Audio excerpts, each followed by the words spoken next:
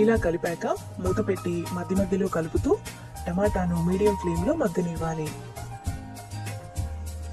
టమాటా ఇలా మగ్గాక ఒకసారి కలుపుకోవాలి. ఇప్పుడు టమాటాలో ఉడికించిన కందిపప్పు, చింతపండు రసం, ఒక గ్లాస్ వాటర్ పోసుకొని కలుపుకోవాలి. మీకు పప్పు పలుచగా కావాలంటే ఇంకొద్దిగా వాటర్ని యాడ్ చేసుకోండి.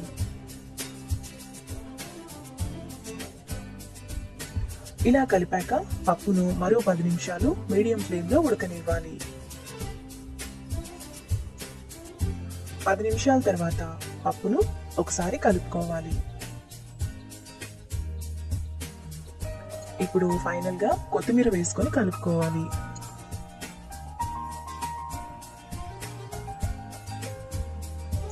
అంతే, ఇప్పుడు బౌల్లోకి తీసుకొని సర్వ్ చేసుకుంటే ఎంతో టేస్టీగా ఉండే టమాటా పప్పు రెడీ. ఈ వీడియో మీకు నచ్చినట్లయితే లైక్ చేసి, షేర్ చేసి, సబ్స్క్రైబ్ చేయండి.